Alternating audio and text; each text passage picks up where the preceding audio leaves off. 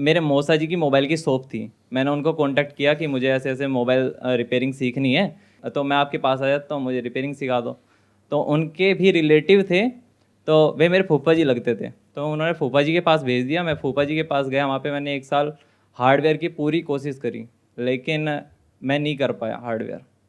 उसके बाद में मेरे फूफा जी ने मुझे सपोर्ट किया। उन्होंने बोला कि बेटा तुझसे ये हार्डवेयर नहीं हो पाएगा, तेरा हाथ इसमें चल ही नहीं रहा है, तो एक काम कर, तू पैसे कमा, जितना भी तुझसे सॉफ्टवेयर हो पा रहा है थोड़ा बहुत, वो तू पैसे कमा यहाँ से मेरी दुकान पे बैठ के, और दिल्ली जा और कोर्स करके आ। अच्छा, उसके बाद में मैंने धीरे धीरे सॉफ्टवेयर करना स्टार्ट किया। उसके बाद में मुझे पता चला कि ऑनलाइन भी सॉफ्टवेयर होते हैं, कि जो मोबाइल की जो शॉप लेके बैठा है बंदा, उसको हार्डवेयर करना आता है। ये सारे है ना जो करते हैं, जो मोबाइल खोलते हैं, उनसे सॉफ्टवेयर नहीं हो पाता, उनसे माउस चलाना नहीं आता आधों पे, तो वो अनलॉकिंग करके देते हैं नेटवर्क की, और हम जो मोबाइल में जो सॉफ्टवेयर की प्रॉब्लम है वो फिक्स करके देते हैं हम ऑनलाइन।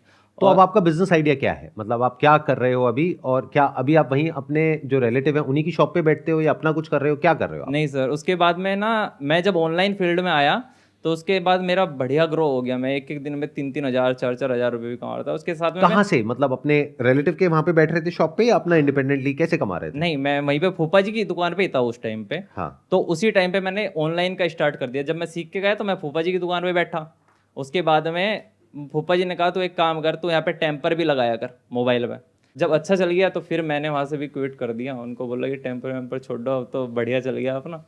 तो अच्छी तरह उनसे मगा, फूफा जी आपने बहुत सपोर्ट किया, मैं अपना कर रहा हूँ कुछ। तो फिर मैं घर पे आके बैठ गया। घर पे आके बैठा, लैपटॉप मेरा खुद का भी नहीं था, चाचा जी का लैपटॉप था, उनसे स्टार्ट करा, ऑनलाइन काम करता रहा। आज की डेट में धीरे धीरे करके 5 साल 6 साल होने को आए हैं।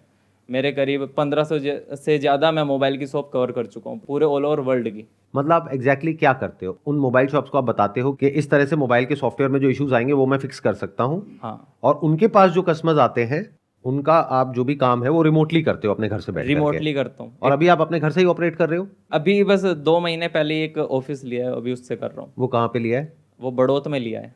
जहाँ के आप रहने वाले हो वहीं पे? हाँ, वो मेरे घर से 7 किलोमीटर दूर पड़ता है वो।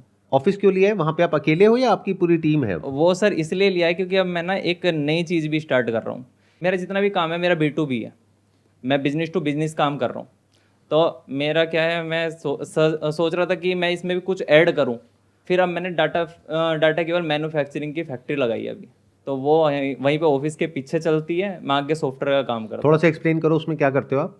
उसमें डाटा केबल बनाते हैं हम, डाटा केबल मैन्युफैक्चरिंग करते हैं। रॉ मटेरियल लेके जाता हूँ दिल्ली से, वहाँ पे डाटा केबल बनाता हूँ, और फिर वो सप्लाई करने का भी काम स्टार्ट हुआ नहीं, अभी मैन्युफैक्चरिंग हो रही है। कॉस्ट कितनी आती है, मतलब जैसे अगर मार्केट में वो बिकती है मान लो 150-200 रुपए की, तो आपकी कॉस्ट कम आती है कंपैरेटिवली? बहुत ज़्यादा सर।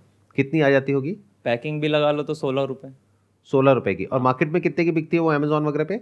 अमेजोन पे तो सर 250 की 300 की बेच लो, लेकिन हम 250 B2B की। काम कर रहे हैं तो हमें करीब 45 की सेल करनी पड़ती है। तो आप B2B सेल करते हो, यानी कि आप सीधा मोबाइल वालों को देते हो, जो मोबाइल शॉप ओनर्स है हाँ उनको देते हो, जी। या जो अमेजोन पे बेचते हैं आप चाहे तो उनको भी दे सकते हो अगर चाहो अभी तो? उनसे भी बात चल रही है मेरी। हम्म। अभी मैंने उनको भी रीच किया है, क्या कि उनका पहले से ही ग्रो करा हुआ एक अमेजोन का सेलर अकाउंट है, और वे मुझको बोल रहे हैं कि आप प्रोडक्ट बनाओ और मुझको दो। तो अब एक बात बताओ, अब आप ये दो काम कर रहे हो, एक जी आप ये कर रहे हो जो मोबाइल शॉप से आपने टाइप कर लिया है, जी मोबाइल में जो भी सॉफ्टवेयर के इश्यूज आते हैं उनको फिक्स करते हो, जी और अब आपने ये नया काम अभी अभी शुरू किया है, जी। तो अब क्या ऐसा कुछ है आपके माइंड में जो आप मेरे से डिस्कस करना चाहते हो? हाँ सर, क्या है, मैं सही कर रहा हूँ सर? क्योंकि काफ़ी लोग बोलते हैं कि भाई तो अपने ना काम से भटक रहा है। आप सॉफ्टवेयर करते हो, आपका काम बढ़िया चल रहा है, और आप अभी डाटा केवल मैन्युफैक्चरिंग में बढ़ रहे हो। और मैं इसलिए बढ़ रहा हूँ सर क्योंकि वो B2B काम है, वो भी मैं साथ में कर सकता हूँ। उसमें 1-2 लड़का और साथ में लगा के कि आप डाटा केवल मैन्युफैक्चरिंग करो और पैकिंग करो, सेलिंग का काम मेरा है, क्योंकि मेरा B2B नेटवर्क ऑलरेडी बहुत अच्छा है सर। क्या ये इसमें वाली मैन्युफैक्चरिंग में ज्यादा इन्वेस्टमेंट हुई है आपकी? सर इतना नहीं हुआ, इतना नहीं हुआ ना? और मैंने जानबूझ के लगाया भी नहीं, इसीलिए कि मैं स्टार्टिंग कर रहा हूँ, और मैं लगाने वाला भी था ज़्यादा। ये क्या है, लोग है ना, वे बोलते हैं कि भाई तुम इतना मत कर इन्वेस्ट, इतना मत कर। भाई भी बोलता है कि भाई तो तू कितना इतना लगा इन्वेस्ट दिया मत होगा कर। आपने इसमें? इतना कुछ नहीं लगा सर, इसमें करीब ऐसा 1 लाख लगा बस। 1 लाख बस रुपए छोटे आपका वाली लगा? मशीन है, उसमें बस टाइम लगता है बनाने में। बड़े वाली मशीन ले लो 8 लाख वाली, उसमें ज़्यादा टाइम नहीं लगता है, फटाफट बनाते चले जाओगे, बस उसमें टाइम लग रहा है। तो उसके लिए आपको कोई पर्सन भी हायर करना पड़ेगा जी, जो करना बनाएगा? पड़ेगा। तो सबसे पहले एक काम करो, देखो दोनों को ना थोड़ा अलग अलग तरीके से देखो। जो अभी आप काम कर रहे हो उसमें और ये हार्डवेयर में जमीन आसमान का फर्क है। जी देखो, अभी तक ये सॉफ्टवेयर वाला आई होप आप अकेले ही मैनेज कर रहे हो सारा? अकेला ही कर रहा हूँ। और महीने का कितना कमा लेते हो यहाँ से? 70-80। 70-80 हज़ार रुपए। जी। आप घर पे बैठ करके अपने लैपटॉप से भी काम कर सकते हो और आपको सिर्फ एक इंटरनेट कनेक्शन चाहिए, तो आपकी कॉस्ट है भी तो मैक्सिमम 5,000 रुपए महीना। हाँ, यही है। अब ये हार्डवेयर वाले बिजनेस में जिसमें आप घुस रहे हो, इसमें कुछ चीजें आपको याद रखनी होंगी और समझनी होंगी। ये बिजनेस देखने में दूर से जितना अच्छा लग रहा है, अंदर से उतना ही रिस्की है। क्यों? उसके पीछे क्या वजह है?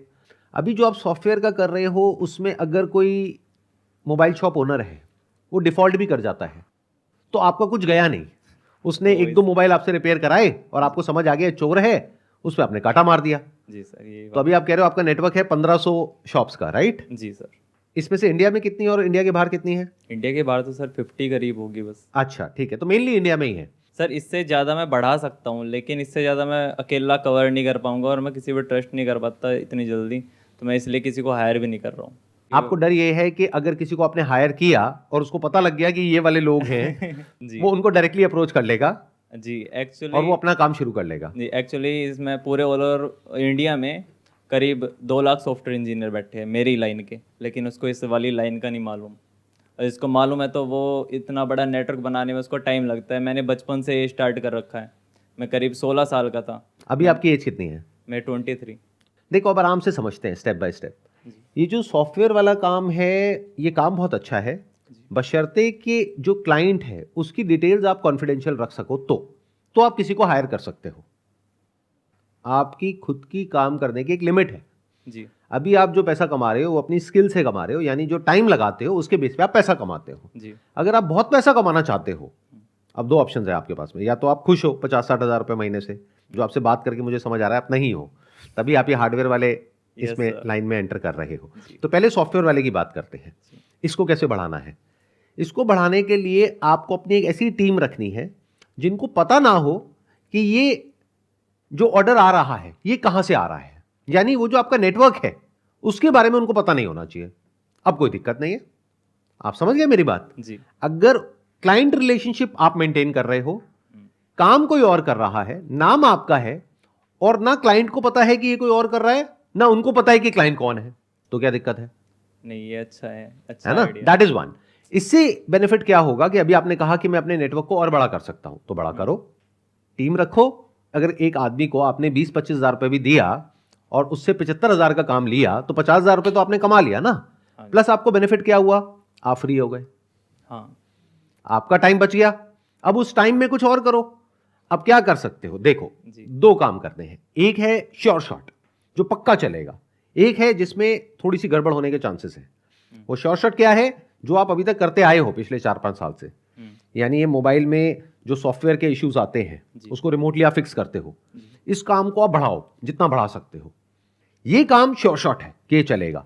अब आती है दूसरे काम की बात, वो है हार्डवेयर वाला जो आप कर रहे हो।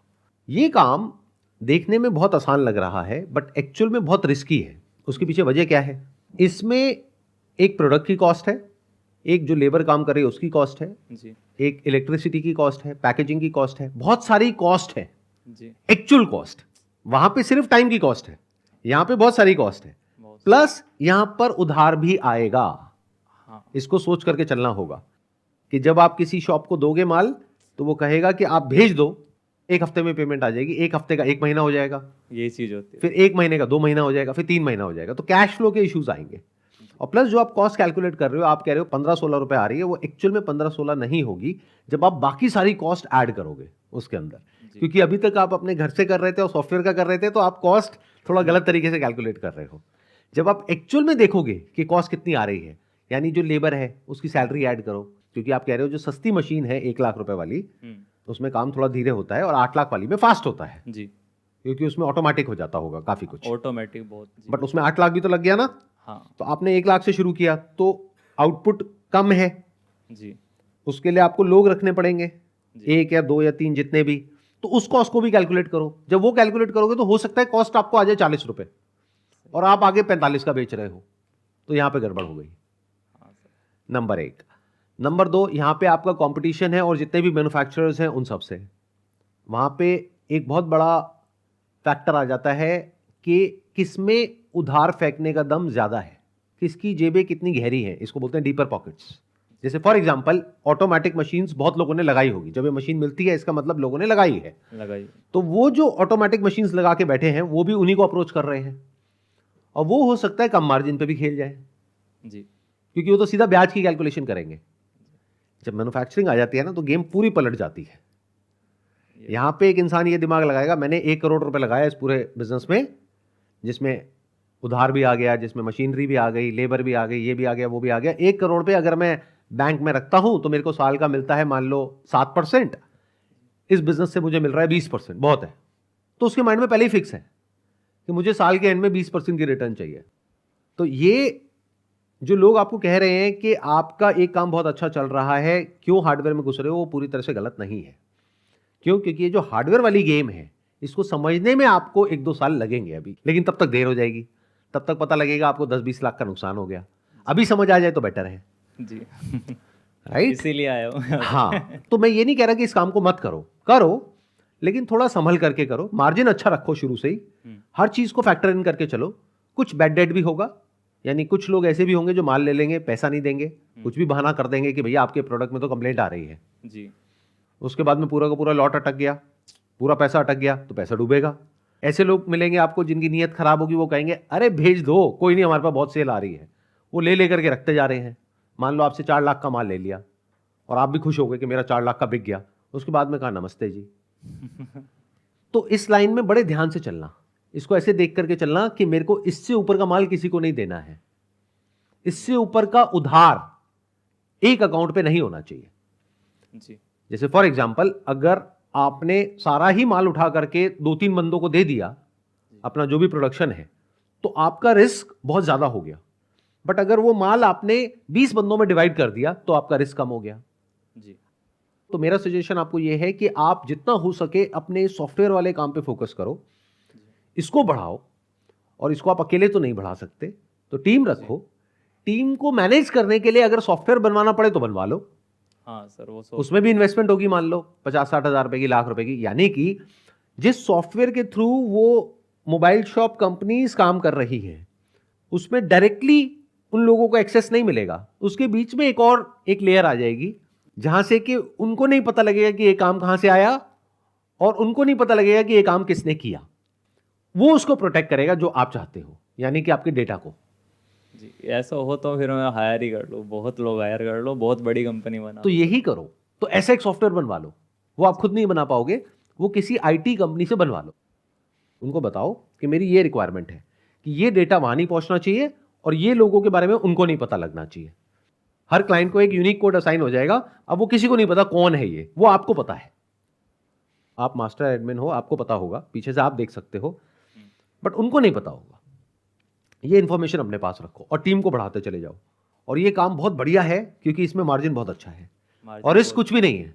रिस्क कुछ भी नहीं है। और इसमें दिमाग ये लगाओ कि आप सर्विस और अच्छी कैसे दे सकते हो, क्योंकि अभी आप अकेले सारा कुछ कर रहे हो। तो आई एम अज्यूमिंग कि कई बार एकदम से वर्कलोड बढ़ता होगा तो काम डिले भी हो जाता होगा।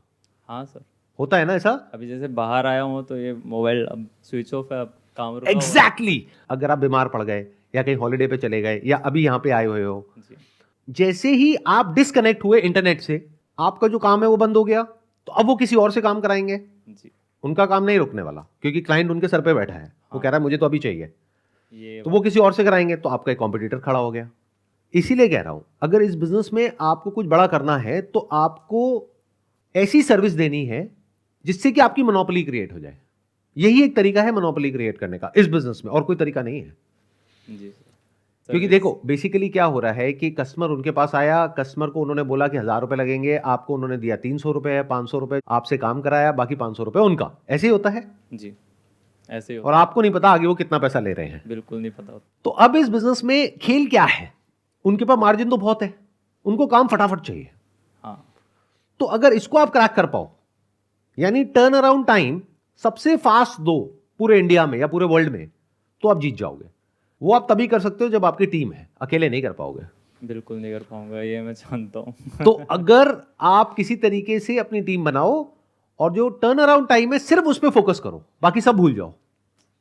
यानी ये हार्डवेयर बिजनेस को भूल जाओ, इसको भूल जाओ, उसको भूल जाओ, सब कुछ भूल करके सारा अपना अटेंशन एक ही जगह पे लगा दो कि अगर अभी मेरा टर्न अराउंड टाइम है 1 घंटा, क्या मैं उसको 5 मिनट कर सकता हूं?